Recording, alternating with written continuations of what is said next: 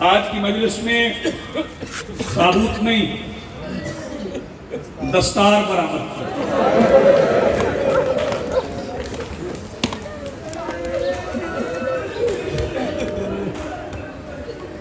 آج تابوت نہیں، آج چلے میں فکرہ کھول کے کہہ دیتا ہوں جو نہیں رو سکے۔ آج کے دن، آج کی صبح ایک کٹی ہوئی دستار نکالا تھا۔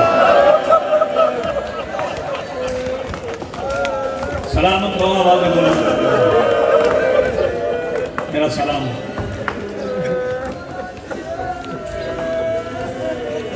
شگافتہ دستار آج کے دن برآمد کیا تھا۔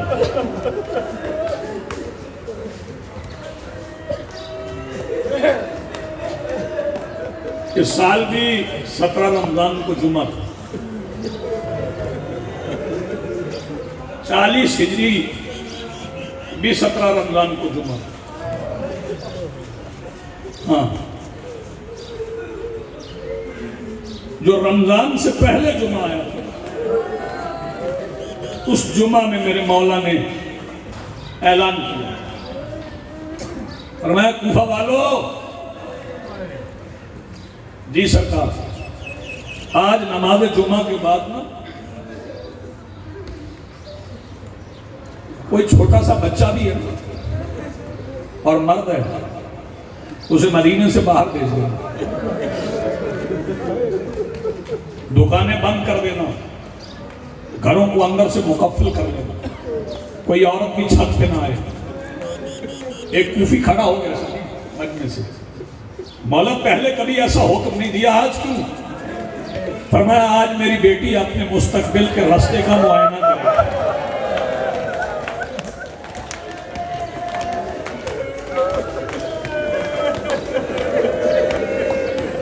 جزاک اللہ، سلامت رہو۔ آج میری بیٹی مستقبل کے راستے کا معائنہ کرے۔ یہ لفظ میں نے اپنی طرف سے کہا۔ اچھا مولا تعمیل ہوگی۔ 13 سال کے عباس، علی نے حکم دیا، عباس بازار بند کروا۔ کاش یہ حکم ملتا رہتا۔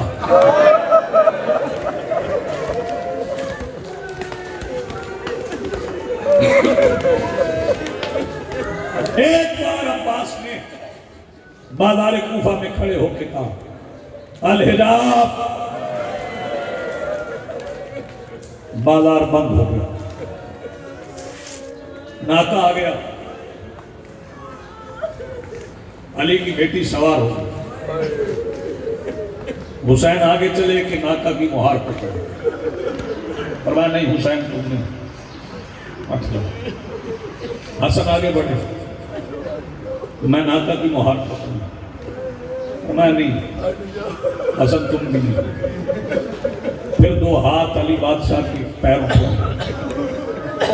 فرمایا بابا وہ شہزادی کے بھائی تھے، فرماؤ نا آج تم یقین ہو گئے ہو۔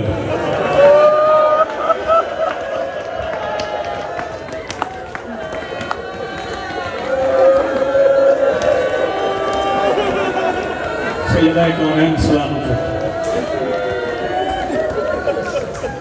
میں کوشش کروں گا میری بھی عبادت ہو سکے، آپ بھی ہو سکے۔ مولا وہ بھائی تھے، میں تو شہزادی کا نوکر ہوں، میں مہار پکڑ لوں؟ فرمایا نہیں، عباس کو بھی نہیں۔ محمد حنفی آئے، بابا میں پکڑ لوں؟ فرمایا نہیں۔ عون بن علی آئے، بابا میں، فرمایا نہیں۔ جعفر ابن علی آئے، مولا میں، فرمایا نہیں، تم بھی نہیں۔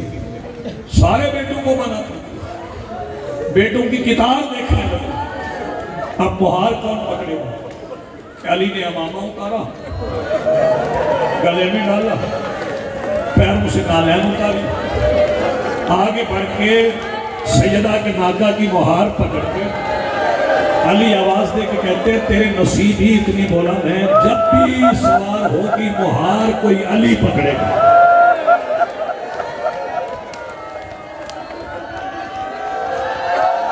جزاک اللہ تیری زبان میں سلامت ہے، مرحبا ہے۔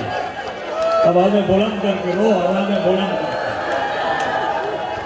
آج میرا یقین ہے، میں تیقن کی منزل پہ یہاں فائز ہوں۔ آج کوئی اور آیا ہو یا نہ آیا ہو، آج کوئی اور آیا ہو یا نہ آیا ہو، آج مصطفیٰ کی بیٹی آئی ہے۔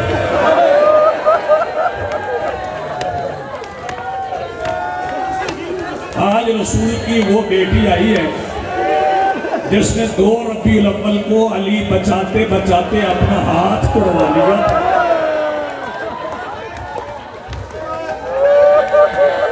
آج وہ شہزادی پرسہ لینے آئی،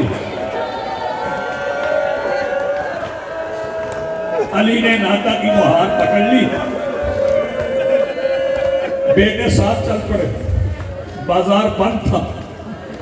چلتے چلتے نا ایک کوفہ کا چوک آ گیا، بازار کا چوک آ گیا، علی کے قدم رک گئے، آنسو شروع ہو گئے، قدم رک گئے، آنسو شروع ہو گئے، اور علی نے اتنی مدھم آواز میں کہا جسے صرف سیدہ سنے، فرمایا سیدہ زینب، بیٹی زینب، جی بابا۔ فرمایا ذرا پردہ ہٹا کے نا محمل کا غور سے دیکھ لو، یہ کوفہ کا صدر چوک،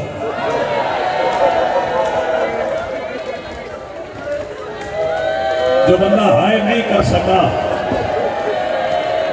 میں چاہوں تھوڑی عبادت ہو گئے، آوازیں بلند ہو، بیٹی یہ کوفہ کا صدر چوک ہے، یہاں دن کے وقت گزرنے کا رستہ نہیں ملتا۔ بابا میں آپ کی بیٹی ہوں، مجھے چوک کیوں نکالے؟ میں نے کوئی بازاروں میں آنا ہے؟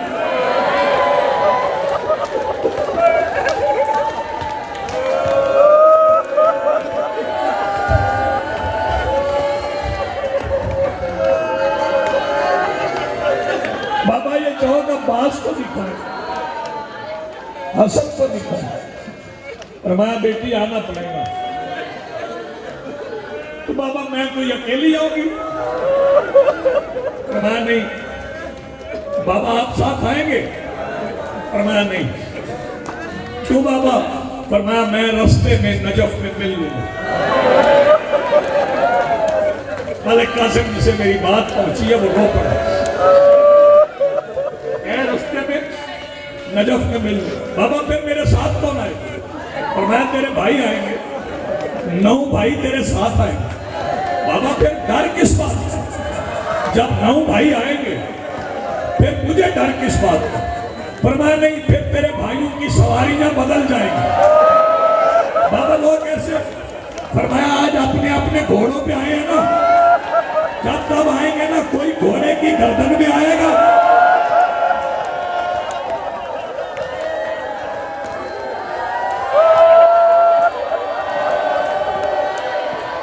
سیدہ سلامت،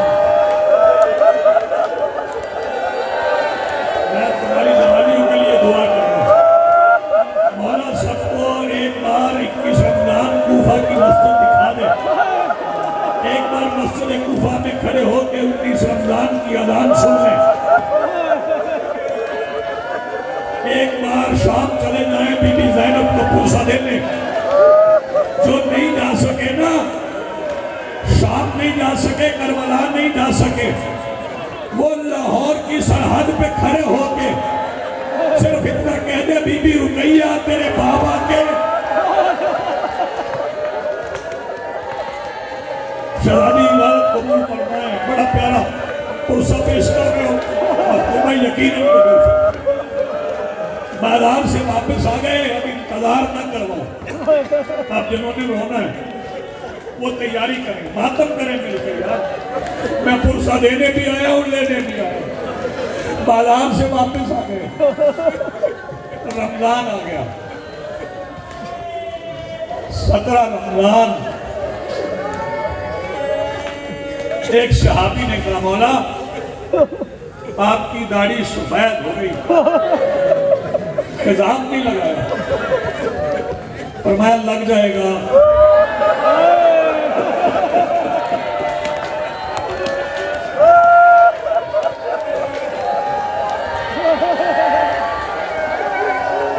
فرمایا پہلے علی خضاب لگاتا تھا پھر اتر جاتا تھا، اب خضاب لگے گا اب اترے گا نہیں. 17 گزر گئی. 17 کی شام بتا دیا افطار پہ، 17 کے افطار پہ نا بتا دیا. حسن حسین عباس محمد جعفر اون سیدہ زینب ام کلثوم کل میرے افطار کا انتظام نہ کرنا. فرمایا کیوں؟ کہا اس بیٹی کا مہمان بنوں گا جو مدت سے میرا رستہ دیکھ رہی ہے. میں ام کلثوم کے گھر روزہ افطار کروں گا.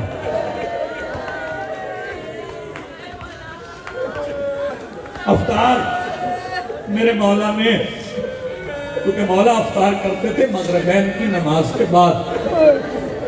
مغربین کی نماز کے بعد مولا شہزادی ام کلثوم کے گھر آئے تو شہزادی نے نمک رکھا، دودھ رکھا. فرمایا شہزادی آپ جانتے نہیں میں افطار میں 2 چیزیں نہیں لیتا، ایک اٹھا لو. شہزادی نمک اٹھانے لگا. فرمایا نہیں نمک رکھ دو، دودھ اٹھا دو اور اسے سنبھال کے رکھنا. یہ دودھ سنبھال کے رکھنا. بابا کیوں؟ فرمایا کل فجر کے بعد کوئی مہمان آئے.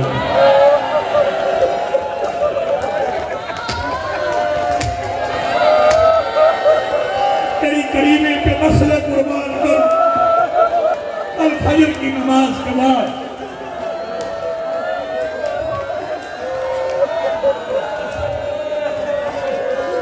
کوئی مہمان آئے گا پھر میں بتاؤں گا.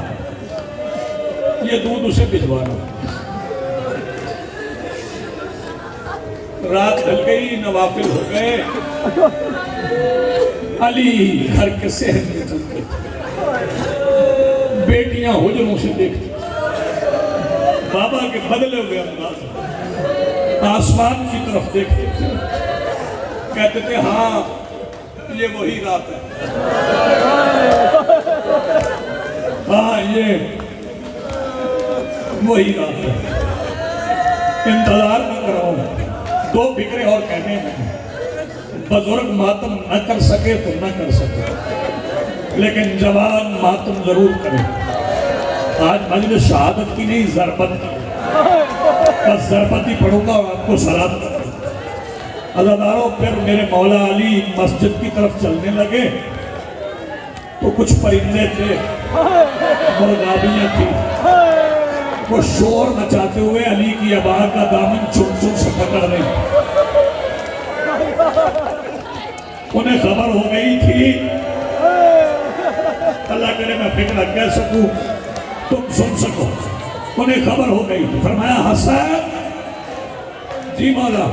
فرمایا میرے بعد انہیں وقت پہ خوراک دینا، انہیں پیاس نہ لگنے پائے. جو پرندوں کو پیاسا نہیں دیکھ سکتا اس کی اولاد 3 دن فرات کے کنارے پر. کرو یار ماتم کی تیاری جس کا ہاتھ ابھی سینے پہ نہیں آیا. اور اگر ہجرت کرنا ہونا تو انہیں آزاد کر دو. علی مسجد کی طرف چلے اور فرمایا عباس، حسن آپ مسجد صحرا میں چلے گئے. بابا آپ کے ساتھ نہیں؟ فرمایا نہیں عباس کو بھیجو.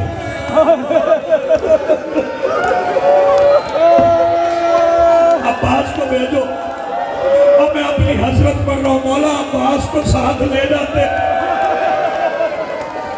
یہ عباس کی پہلی چپ ہے جو بندہ ماتم کر سکتا. فکر سن لو جس نے ماتم کرنا ہے.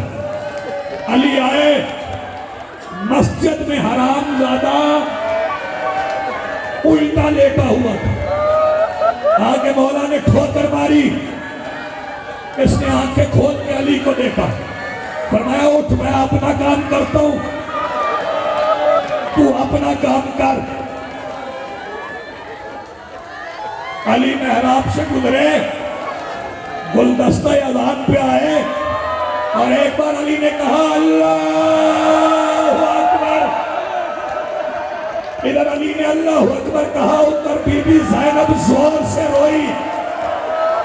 بی بی فضا نے پوچھا سیدہ باپ کی اذان سن کر روئی کیوں؟ فرمایا اماں عجیب اذان ہے. بابا اذان دیتے ہیں میرے سر سے چادر اترتی ہے. اس اذان میں عجیب درد ہے.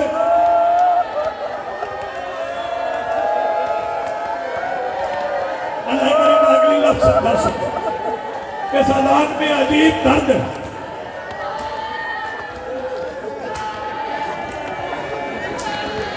کتنا رول ہو گئے یار کوئی مار تو نہیں جائے گا. علی نے گلدستہ اذان پہ کہا میں گواہی لیتا ہوں محمد اللہ کے رسول.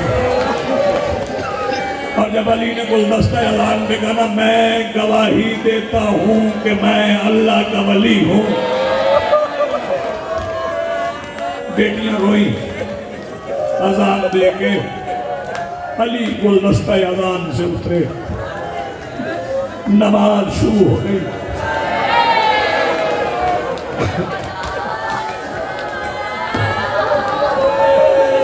ایک فکرہ رہ گیا. نماز شروع ہو گئی. جب نماز شروع ہو گئی علی سجدے میں گئے کہ ستون کے پیچھے چھپے ہوئے حرامزادے ابن ملجم نے پورے کوفے کے لیے کافی ہونے والی زہر میں بھجی ہوئی تلوار اپنے دوست کے اوپر سے اٹھا کے اس سر پہ ماری جس پہ محمد کو ناز تھا.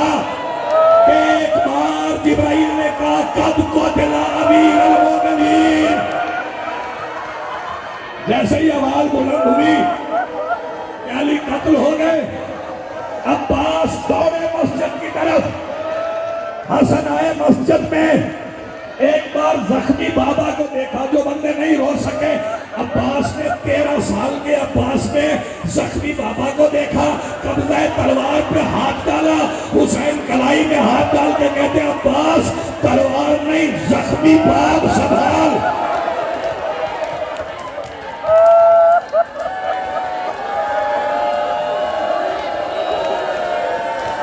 سلامت ہے. چھوڑو فکر بہت روئے ہو. بڑی عبادت کر لی. بیٹوں نے اٹھایا لے کے چلے گھر کی طرف چلے.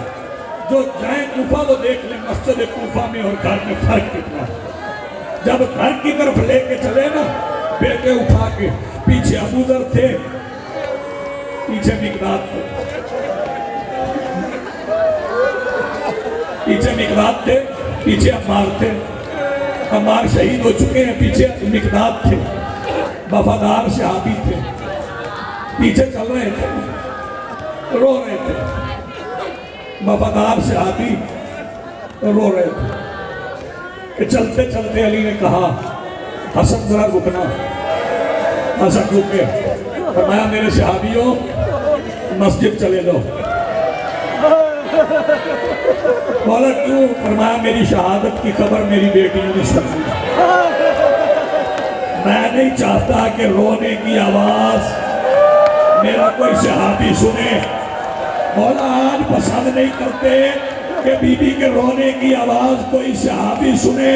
اس وقت کیسے برداشت ہوگا جب یہی بیٹی شرابی سے بولے گی. بس آخری فکرہ بہت رو پڑے آپ.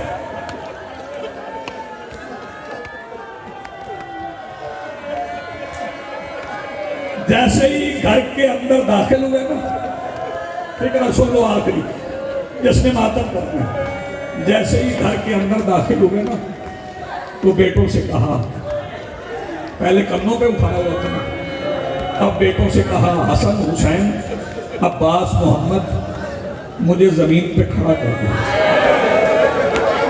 बाबा आपको जख्म लगा है, फरमाया नहीं, मुझे खड़ा कर दो। बाबा क्या मजबूरी है? फरमाया मैं नहीं चाहता कि ज़ैनब मुझे ऐसे देखे जैसे जनाजा आता है। जो बंदे मातम नहीं कर सके, मैं चल के जाऊं, बेटी को सर का जख्म दिखाऊं। अल्लाह आखिरी फिक्र सुनोगे, जब सैयदा ज़ैनब ने बाप के सर का जख्म देखा, आवाज देके कहती, पहले अम्मा मस्जिद गई थी, जख्मी कान लेके आ गई थी, आज बाबा गए, जख्मी साथ में हुसैन।